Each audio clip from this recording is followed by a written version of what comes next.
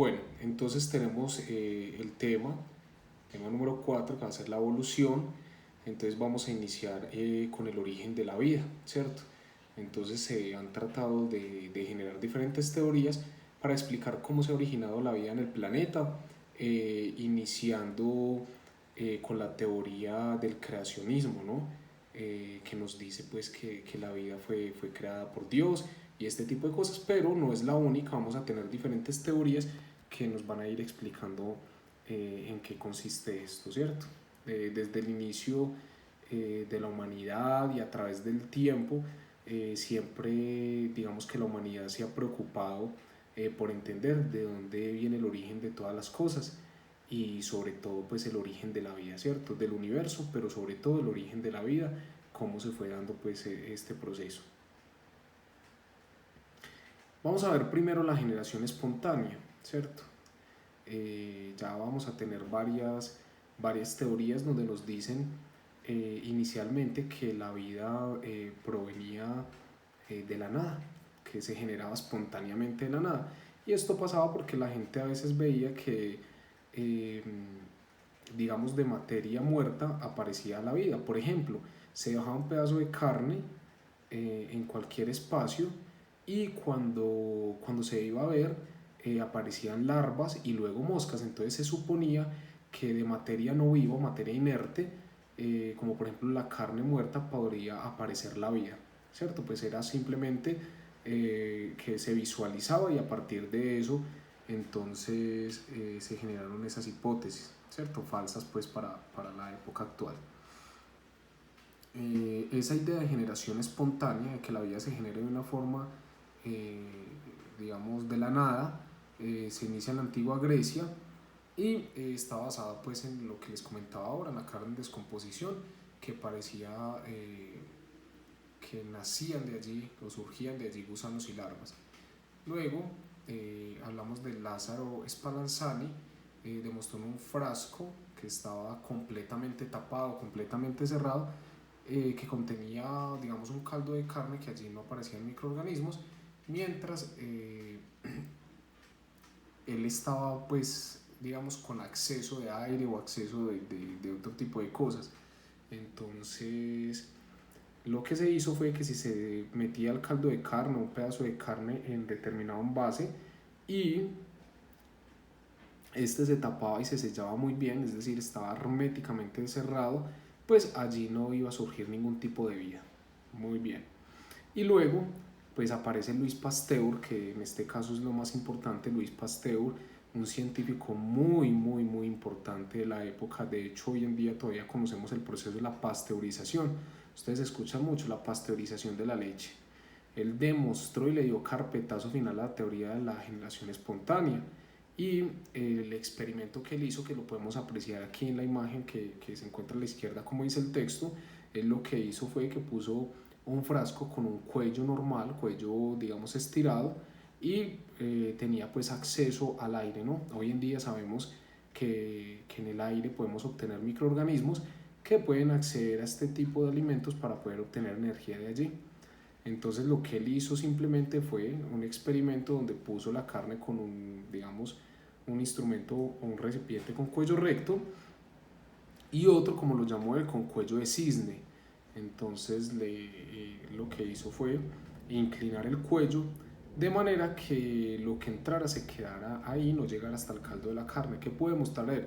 Que en los que estaban rectos podía ingresar algo y ahí aparecía, digamos, larvas, pero en los que tenían el cuello permanecía supremamente bien, ¿cierto? Entonces miren, por ejemplo, en este caso, aquí tenemos el frasco normal con el cuello, el caldo permanece bien, pero si inclinaba el cuello, pues aquí había posibilidad de que ingresaran los microorganismos y así pues teníamos el caldo contaminado. Ahora sabemos que son microorganismos como bacterias, hongos o cualquiera, y lo que hacían era degradar esa sustancia, esa carne, para obtener la energía de ahí. Entonces lo que les digo, aparece la pasteurización. Pasteur fue el que descubre esto y hoy en día lo utilizamos en los alimentos. Por ejemplo, la pasteurización de la leche, ¿no? Que consiste en llevar la leche a altas temperaturas. De esa manera podemos, digamos, eliminar los microorganismos que se encuentran en ella, y se hace por dos sesiones. Es decir, se hace un calentamiento, o sea que se enfríe y vuelve, se hace nuevamente otro calentamiento por si de pronto quedaron larvas o si quedaron huevos que luego eclosionaron, pues entonces poder eliminar eso. Entonces, teoría de la generación espontánea, una teoría bastante importante para demostrar pues la generación de la vida. ¿Sí? Recuerden, Pasteur le da carpetazo final a la teoría, a esta teoría cuando hace este experimento. Entonces, importante el experimento de Pasteur. El posible origen cósmico de la vida. Ojo que ya vamos a hablar aquí, nuevamente hablamos de los griegos, ¿sí? En este caso, por ejemplo, Anaxágoras fue el primero que propuso el origen cósmico de la vida y se basaba en la panspermia, ¿cierto? ¿En qué consistía la panspermia? Pues que la vida se llevaba al azar de planeta en planeta y era como si se llevara pues como una semilla, ¿no? Entre los planetas. Aquí podemos ver una imagen que nos muestra esto. Y ya tenemos, por ejemplo, aquí, digamos, un defensor importante, un científico, digamos que más bien clásico, es Bengt Arrhenius, que afirmaba que la vida provenía del espacio exterior. Todavía hay algunas teorías que hablan de eso, que definitivamente la vida fue sembrada por extraterrestres, ¿cierto? O que fue traída de allí por algunas evidencias que se han encontrado en las civilizaciones antiguas. Bien. La aparición de la vida en la Tierra primitiva. Entonces, ojo que aquí viene ya la teoría molecular, que es una teoría bastante importante, debido a que ya hay una explicación científica y han habido unos experimentos de gran importancia y gran relevancia que nos han permitido entender esto. Es una de las hipótesis más acertadas porque se afirma que la vida se generó hace millones de años de forma espontánea, ¿cierto? Pero no porque se haya generado de la nada, sino porque se generaron, digamos, unas particularidades que permitieron que algunos elementos se unieran, formaran diferentes enlaces químicos y a partir de ello, pues, se generan moléculas y así sucesivamente un proceso que ya vamos a ir viendo. El mayor, digamos, expositor de esto fue Oparin y Haldane, ¿cierto? Que propusieron que la vida se originó en la Tierra como resultado de la unión de moléculas inorgánicas sencillas. Entonces, ojo que es muy importante. Ellos decían que en la Tierra primitiva se generaron diferentes condiciones específicas, ¿cierto? El dióxido de carbono, el oxígeno, es decir, los elementos principales, el CHOMS, carbono, hidrógeno, oxígeno, nitrógeno, fósforo y azufre, los elementos que había en la Tierra primitiva, junto con el agua, y adicional a eso los relámpagos y la electricidad que se genera en las tormentas, ¿sí? Tormentas eléctricas, pues eso permitió que hubiera, digamos, una unión entre las moléculas, que se generan enlazos químicos formando desde elementos sencillos, se fueron formando moléculas muy complejas y así hasta llegar a la primera célula, ¿cierto? Hay un trabajo muy importante en 1953 que lo hace Miller, ¿cierto? Él simuló esas condiciones de la atmósfera primitiva de la que les acabo de hablar, incluso sometiéndola a descargas eléctricas en el laboratorio. Él fue capaz de diseñar este experimento, diseñó unos tubos en el laboratorio de vidrio y lo que hizo fue un sistema cíclico para que se fueran dando estas condiciones. Fue un experimento bien increíble. Luego les voy a mandar un video sobre el experimento de Miller, que fue un experimento bastante exitoso, pero mucho tiempo después. Bien. En este experimento, perdón, fue muy importante porque muchos años después, diría yo que casi 50 años, en las placas que hizo Miller de algunas sustancias que obtuvo, se pudo demostrar que se habían encontrado aminoácidos, y recordemos que los aminoácidos son el componente, digamos, base de todas las proteínas. Entonces, si haciendo este experimento, que luego se los voy a enviar en un video, se pudo demostrar esta situación, entonces la aparición de aminoácidos, pues los aminoácidos forman proteínas y las proteínas pues dan lugar, digamos, a otros compuestos, ¿cierto? Las células, de hecho, están conformadas en su gran mayoría por proteínas, y muchas enzimas y proteínas específicas con funciones pues hacen que la célula pueda funcionar. Entonces fue de gran importancia científica para la explicación de la vida el trabajo pues que hizo Miller con sus experimentos científicos. Mucho tiempo después encontraron esas placas, se analizaron y se encontraron allí esos aminoácidos. Entonces bastante importante. Luego les comparto el video, y si no, en YouTube ustedes pueden poner experimento de Stanley Miller y les va a aparecer inmediatamente la simulación que él hizo en el laboratorio. Es maravilloso. Bueno, la formación de las primeras células, podemos hablar de coacervados y microesferas, ¿sí? Entonces se habla, Oparin ya nos había hablado de la aparición de coacervados, que eran pequeñísimas gotas con una envoltura de macromoléculas. Podrían ser en este caso las proteínas de las que estábamos hablando, y en el medio interno pues unas enzimas capaces de realizar, digamos, reacciones químicas, digamos, muy básicas, ¿sí? Pero entonces hablamos de unas microesferas, es decir, una cantidad de proteínas, de unas moléculas grandes, que lo que hacían era albergar dentro de ellas otras sustancias que eran capaces de hacer reacciones o simular reacciones químicas. Y ya hablamos de, con el tiempo, que estas, digamos, coacervados y microesferas fueron capaces de ir generando funciones o generando algún tipo de reacciones que luego, al unirse, al fusionarse o al tener algún tipo de contacto de reacción, pues van a formar las primeras células o protocélulas que se llamaron. Entonces, en la actualidad no tenemos, digamos, una teoría que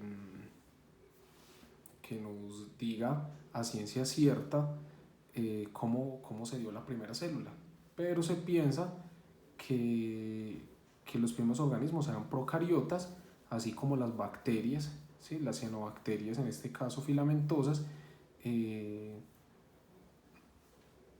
son bastante básicas y que tienen funciones, digamos, en su estructura muy limitadas. Entonces recuerden, cuando nosotros hablamos de células procariotas, recuerden que son células sin envolturas, con núcleos no definidos y, digamos, con unas funciones muy diferentes a las eucariotas, que son las que poseemos los animales, plantas y seres humanos. Bueno, hasta ahí entonces tenemos, digamos, teorías de la vida. También tenemos el creacionismo. Vamos a ver aquí. Transformismo, ¿cierto? ¿Qué pasa en el transformismo? Ahí se basa más que todo, digamos, en leyendas, en los mitos que se hablan desde la antigüedad de transformaciones fabulosas, ¿cierto? De cosas que sucedían, pues, casi que lo llevamos a lo que era la magia, de cómo una cosa se transformaba en la otra. El fijismo creacionismo, pues ya lo conocemos todos, ¿cierto? El fijismo nos habla de que existe un ser superior, un ser supremo. Nosotros hablamos de Dios, bueno, de Jesucristo y demás, que fueron los creadores, pues, del planeta Tierra. Los que somos, digamos, católicos cristianos, creemos en lo que nos dice, ¿cierto? La interpretación literal de la Biblia, en el Génesis, donde nos dice que Dios en 7 días pudo crear, digamos, todo lo que existe hasta el momento, ¿cierto? Pero aparece algo aquí que la iglesia no nos puede explicar, y es la aparición de los fósiles, ¿cierto? Que no aparecen en la Biblia en ninguna parte, y allí es donde nosotros encontramos, pues, algunos animales ya extintos y demás que en ningún momento se mencionaron en la Biblia, y que nos da, digamos, una visión de lo que fue, digamos, el planeta en la antigüedad. Entonces, esto lo intenta explicar el catastrofismo, pero de todas maneras, pues, nos quedan dudas acerca de esto que tiene que ver con los fósiles. Bien, ¿qué nos dice aquí el catastrofismo? Que en el pasado se habían producido catástrofes geológicas que producían extinciones, ya sean temblores, terremotos, bueno, otro tipo de catástrofes naturales, ¿cierto? Tras las cuales se producían nuevas creaciones. La última de esas catástrofes fue el diluvio universal de Noé. Recuerden la que ya habíamos, en la Biblia nos cuenta también eso, que Dios castigó a la humanidad con un diluvio universal en el cual, pues, murieron y se extinguieron cantidad de especies, aunque también dice que en ese barco, digamos en esa barca de Noé o como la llamemos, iban pues todas las especies, entonces también hay pequeñas contradicciones ahí que no se pueden explicar. Y ahora sí, nos interesa también mucho pues hablar acerca de las teorías evolutivas. Entonces ya nos vamos al siglo XIX, donde empiezan a surgir, digamos, la ciencia sale del oscurantismo en el que estaba también a causa de la religión católica, que permitía poco la investigación y el acercamiento pues a la ciencia, sobre todo contradecir teorías religiosas acerca del origen de la vida y la evolución, pero hubo también algunos científicos bastante arriesgados que se atrevieron pues a trabajar en esto y a darle explicación a lo que es el origen de la vida y también cómo han evolucionado las especies. Y lo que nos quiere manifestar es que los seres vivos pueden transformarse a lo largo del tiempo y a eso le vamos a llamar las teorías evolutivas. Anteriormente se creía que las especies tal como las conocemos hoy pues eran eso y que desde el principio, desde su creación, habían sido así. Pero luego vamos a ver que hay otras teorías diferentes. Vamos a empezar con Lamarck. Esa la llamamos la teoría del lamarckismo, en honor a su apellido, y este fue el primero que se opuso a la inmutabilidad de las especies, es decir, que eran perpetuas y que nunca habían evolucionado, ¿cierto? Él ya decía que las especies evolucionaban de forma gradual, o sea, que iban evolucionando poco a poco, y que así se iba a continuar a lo largo pues, de su existencia, es decir, que ellas evolucionaban durante su ciclo vital, su ciclo de vida. Además de eso, también que partía de los animales de más pequeños y las plantas más complejas hasta llegar pues, al ser humano. Bien. ¿En qué se basa el lamarquismo? En estas tres teorías, ¿cierto? Tendencia a la complejidad, aparición de adaptaciones y herencia de los caracteres adquiridos. Entonces normalmente yo los pongo a hacer a ustedes como un análisis de cada una de ellas, que me vayan leyendo y lo vamos socializando, pero pues bueno, de acuerdo a esta situación pues es más complejo. Tendencia a la complejidad, ¿qué nos dice aquí? Que según esta teoría los seres vivos tienen un impulso interno, como una energía interna, como el espíritu, como tal, hacia la perfección a la complejidad, ¿cierto? Se adapta a los cambios del ambiente provocando la aparición de órganos nuevos que pasan a sus descendientes. Ojo con esto, mire, esto era una teoría en ese momento increíble, ¿no? Él decía que los animales tenían una tendencia a ser perfectos y para ello, es decir, para ellos poderse adaptar a las situaciones del ambiente, para poderse adaptar a la comida que tenían, digamos, a los refugios, bueno, a todo lo que requiere, pues, digamos, un ser vivo para vivir. Entonces lo que hacía su cuerpo digamos, en su tiempo de vida era provocar aparición de órganos o de estructuras, en el caso de las plantas nuevas, que les ayudan a ayudar a acomodarse a ese ambiente, a sobrevivir, pero adicional a eso eran capaces de pasárselo a los descendientes, ¿cierto? Ahí había un error complicado, había un error grave que hoy lo tenemos porque podríamos hablar de que si una persona, digamos, delgada, tiene contextura delgada porque su metabolismo es un poco rápido, entonces empieza a ir al gimnasio y empieza a tener músculos por el entrenamiento, entonces básicamente cuando tenga un hijo, pues lo va a tener musculoso y la verdad no es así, porque los caracteres, hoy en día sabemos que los caracteres que se adquieren no se pueden heredar, solamente los que se tienen desde el genotipo. Aparición de adaptaciones, entonces mira lo que dice aquí, la necesidad provoca la aparición de órganos nuevos, ¿sí? Y cuando se deja de usar un órgano, este se atrofia y desaparece. Ahí pues no tanto desaparece, pero sí sabemos que cuando un órgano no se usa, sí se atrofia, ¿cierto?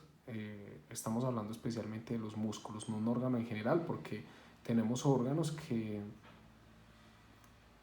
no sufren atrofia pues por dejarlos de usar, ¿sí? Tenemos el caso, por ejemplo, de los órganos reproductivos. No se genera una atrofia y mucho menos pues va a desaparecer por el no uso.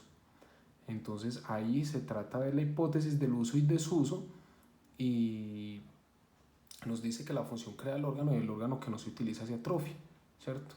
Entonces ojo que ahí sí teníamos un error grave, pero pues para la época era increíble pues una teoría como esta, ¿cierto? Recuerden, teoría del uso y del uso. ¿La función crea el órgano? No, definitivamente no. Luego vamos a ver que la evolución y la aparición de órganos se da por otras situaciones completamente diferentes.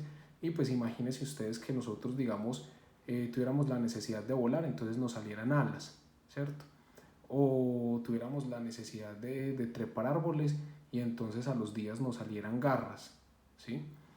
Entonces era importante, pero estos procesos se dan por cientos y a veces hasta miles de años para que pueda aparecer un nuevo órgano en una especie.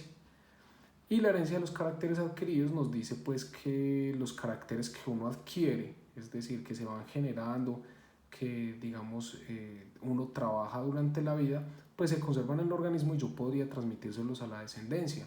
Entonces esto sería ilógico porque entonces digamos si la persona tiene una tendencia a la obesidad y la persona digamos es gordita, gordita, gordita, pero trabaja durante toda su vida para mantener un buen cuerpo a través del ejercicio, a través de una comida, digamos, de una dieta sana, y tiene sus hijos y ellos no se cuidan, pues no va a heredar, digamos, el cuerpo que adquirió, porque esa tendencia se encuentra en los genes y nosotros ya sabemos pues que los genes son los que generan las proteínas y ellas son las que se encargan digamos, de estimular ese tipo de procesos y sobre todo el metabolismo en el cuerpo. Bien, entonces mire que aquí tenemos eso. Miren, acá hay un ejemplo claro. La teoría de Lamarck tuvo gran aceptación, pero se equivocó al suponer que las características adquiridas son heredables, ¿cierto? Entonces recuerden que las características, eso ya lo vimos en genética, lo vimos en los pedigrees cuando vimos genética humana, que las características no son producidas por el ambiente, sino que son producidas por los genes. Los tenemos en los genes codifican, recuerden que son partes del ADN que codifican para unas proteínas, esas proteínas luego se van a expresar en el fenotipo, en características físicas que nosotros tenemos. Entonces hay una equivocación muy grande. Por lo tanto, los cambios obtenidos, por ejemplo, una operación de una cirugía estética no se van a heredar. Yo tengo una nariz súper fea, tengo una nariz terrible y yo me hago una rinoplastia. Entonces adquirí ya una nariz bonita. No quiere decir que mis hijos van a heredar esa característica, entonces ahí estaba el error, ¿cierto? Lo mismo lo que les decía ahora pasa con la musculatura, que por ejemplo la que desarrollan los atletas o los fisicoculturistas, eso se adquiere, pero no quiere decir que después de adquirirla entonces mis descendientes la van a heredar. Entonces ahí estaba el gran error que tenía Lamarck. ¿Cómo explicaba el caso de las jirafas? De que habían el caso de las jirafas de cuello largo, ¿cierto? ¿Qué era lo que decía él? No, pues era muy sencillo, simplemente eh, ante una sequía, digamos una población de cuello y patas normales intentó cambiar su dieta por hojas de acacia, ¿cierto? Es decir, las plantas, la vegetación más baja, se acabó en una sequía y las acacias, que son árboles bastante altos, pues sobrevivieron a esa sequía. Entonces en el intento por cambiar, ellos cambian su dieta para poder sobrevivir y en ese intento, pues según Lamarck, ellas estiraron y estiraron y estiraron el cuello y las patas también para poder alcanzar esas hojas verdes. Y así fue que ellos pudieron alcanzarle esa transformación para obtener cuellos largos. Entonces mire lo que dice él. Ahí, de acuerdo con la necesidad, se genera el órgano, lo que hablamos ahora del uso y el desuso. Pues se tiene la necesidad de alcanzar unas hojas, un alimento, pues simplemente estiraron el cuello y pues el cuerpo necesita evolucionar para no morir. Esa era la teoría que tenía él, ¿cierto? Pues parece increíble, a veces suena como absurdo, pues porque lo que yo les decía ahora, sería maravilloso entonces que si yo tengo la necesidad de tener las manos más largas, entonces las estiro hasta que ellas se alarguen. Entonces no funciona de esa manera. Entonces mire lo que dice aquí, como las hojas accesibles se agotaban, debían crecer más para llegar hasta las más altas y por tanto las jirafas seguían esforzándose en estirar más su cuello y sus patas. ¿Sí? Entonces era una teoría muy interesante pues para la época, pero hoy en día sabemos que definitivamente la necesidad no hace pues que se genere un órgano, para suplir esa necesidad, sino que hay otra, digamos, otra teoría que nos habla de una forma más acertada acerca de eso. Entonces ya vamos a ir bien.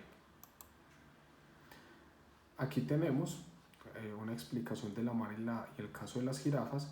Entonces, como sus descendientes en la siguiente generación ya nacían con el cuello y las patas un poco más largos, según el principio de herencia, los caracteres adquiridos estarían mejor adaptados y podrían seguir esforzándose en estirar sus miembros. A medida que pasaba el tiempo y se sucedían las generaciones, estos animales iban apareciendo más a las jirafas actuales. Entonces, ojo con eso.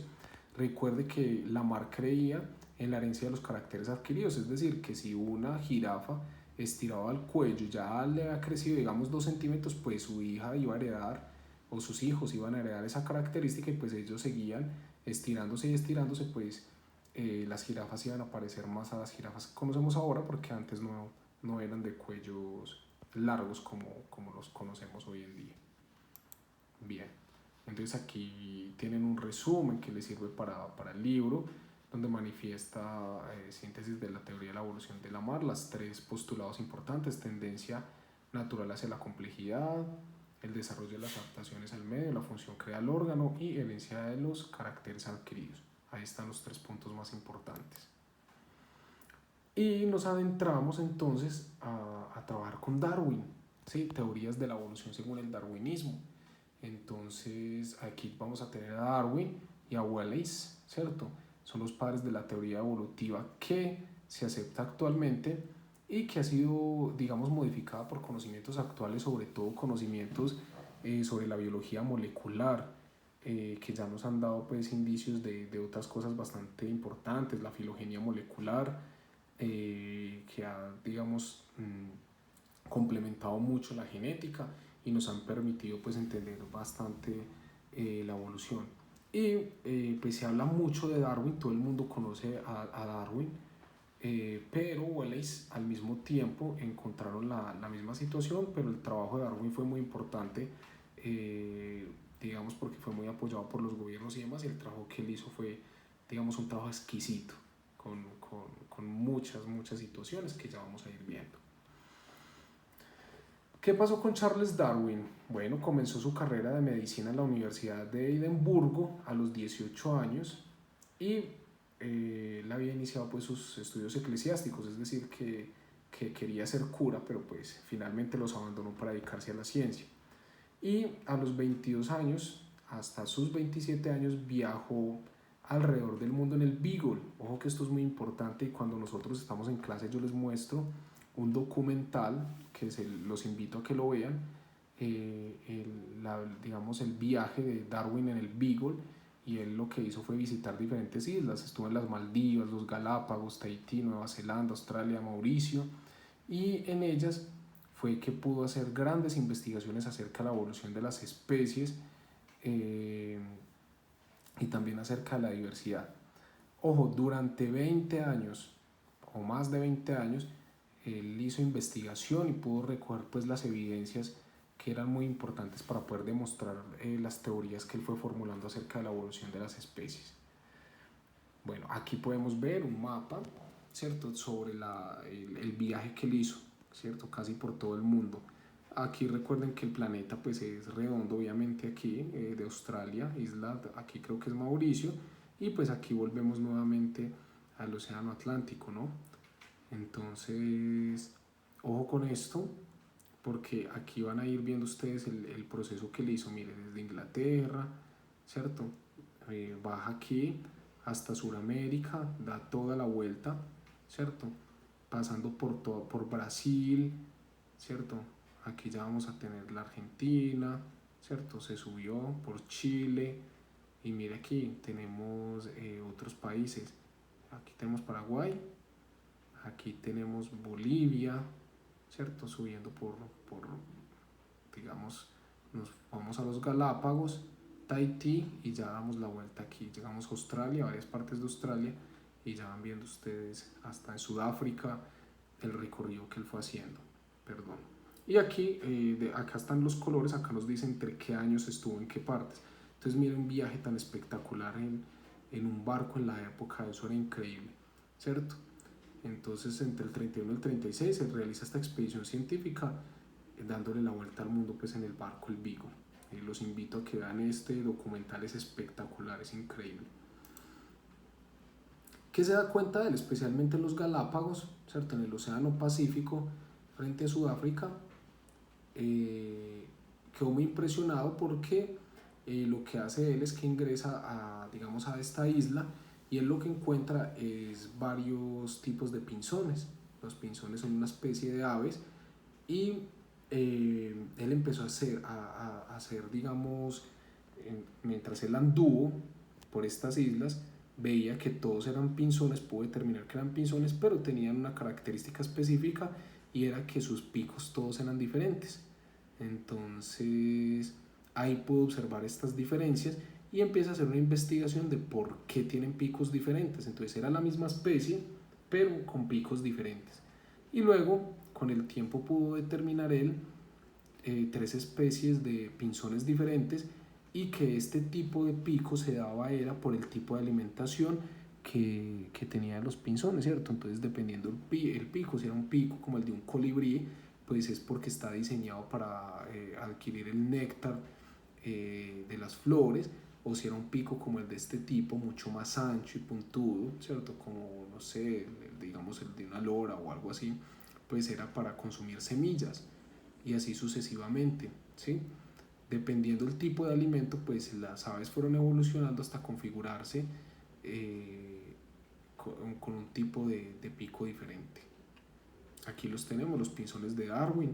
Mire, por ejemplo, este está diseñado para frutas, este para semillas, insectos del bosque, ¿cierto? Hojas, semillas, cactus y frutas, pequeños insectos, y así sucesivamente. Eh, en cada una de las islas de los Galápagos, o sea, estamos hablando del Océano Pacífico, se presentaban diferentes especies a pesar de su cercanía, a pesar de que estaban tan cercanos en la misma isla. Él encontró diferentes pinzones con diferentes picos, porque obviamente así sea muy cercano, el tipo de vegetación, el tipo de alimentación pues varía. Entonces ahí tenemos pues los tipos de pinzones. Y en 1859 publica la obra que lo hizo famoso, que fue El origen de las especies. Es un libro increíble que, para los que les guste la biología y demás, también lo pueden leer. Eh, es un libro bien interesante con varios capítulos. También hago el ejercicio de leerlo con ustedes. Año tras año les entrego un capítulo por grupos para leerlo y hacer una exposición, pero pues ahora se nos complica un poquito. Es un libro que contiene todos los experimentos y todo el trabajo pues que hizo Darwin acerca de la evolución, cuyas evidencias y pruebas las obtuvo pues en las experimentaciones, las observaciones y demás pues muestras que obtuvo en este viaje que hizo alrededor del mundo, ¿sí? Bueno,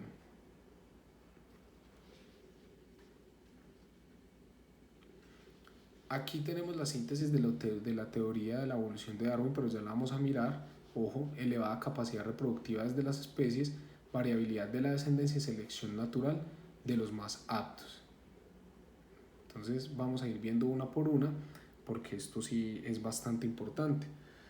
Entonces, la elevada capacidad de reproductiva de las especies, lo que nos dice Darwin es de que, leamos aquí, el hecho que no aumente indefinidamente el número de individuos de una especie se debe a que los recursos alimenticios son ilimitados. Es decir, cuando él nos dice elevada capacidad reproductiva de las especies, es que las especies tienden a reproducirse lo más que pueda para poderse conservar y perpetuarse como especie, ¿cierto?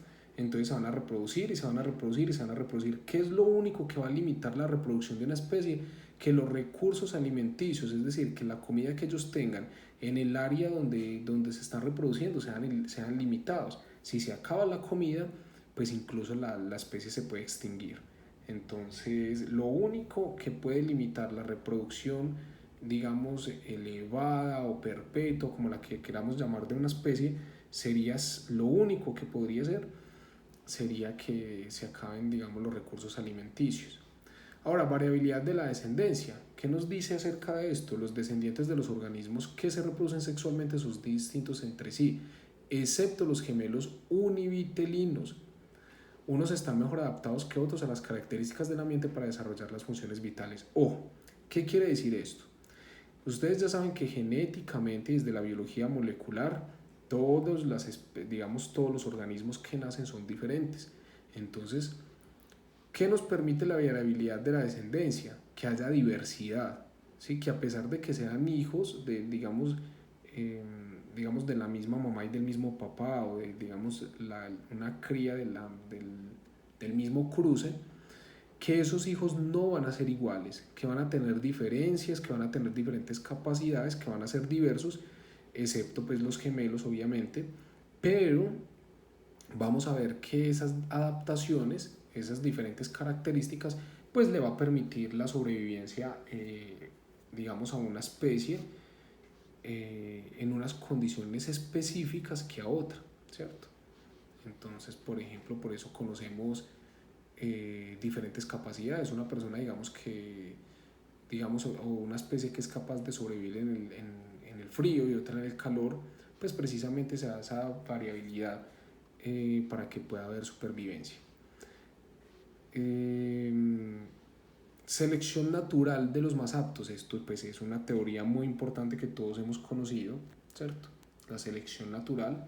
Entonces mire lo que dice: cuando las condiciones medioambientales son adversas se crea una lucha por la supervivencia y los individuos más adaptados son los que sobreviven y eliminan a los demás, ¿sí? Son los que pueden reproducirse y así transmitir sus caracteres a los descendientes. La selección natural en el transcurso del tiempo va transformando paulatinamente las especies. Ojo con esto, que esto es lo que se cree hoy en día, ¿cierto? Es decir, que no es que las especies se transformen como de una forma mágica, sino que es la selección natural. ¿Cuál es la selección natural? Pues que los que son más aptos a determinadas condiciones pues van a sobrevivir y los que no pues se van a morir, ¿cierto? Es decir, si nosotros tenemos, por ejemplo, un animal, digamos que el alimento solamente está en unas cuevas pequeñas, ¿quiénes son los que pueden sobrevivir? Pues los animales pequeños. Y los animales que son muy grandes y no hay alimento más que en las cuevas pequeñas y ellos no pueden ingresar, pues son animales que se van a extinguir y solamente van a sobrevivir los animales que puedan entrar a esa cueva. Entonces ahí sería la selección natural, los grandes morirían y esos pequeños que tenían, digamos, sus adecuaciones y características para ingresar a la cueva son los que van a sobrevivir y se van a reproducir. Y van a reproducir obviamente o a heredar pues esos caracteres a sus descendientes. Entonces ojo con la teoría de la selección natural, que es muy importante. Aquellos que estén adecuados a las condiciones medioambientales en ese momento, en ese contexto, pues son los que van a sobrevivir y los otros van a morir. Es lo que nos decía Darwin, ¿cierto? De esto ya lo hablamos.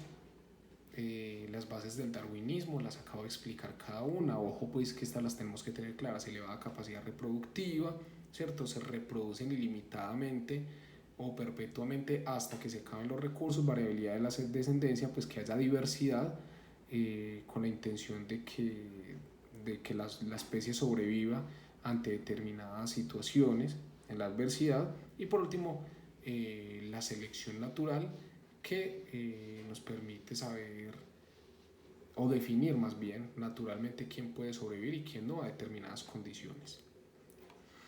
Aquí vamos a tener unos ejemplos: la elevada capacidad reproductiva, ya lo vimos, ¿cierto? Aquí la única forma de que una especie deje de reproducirse es porque hayan recursos alimenticios ilimitados.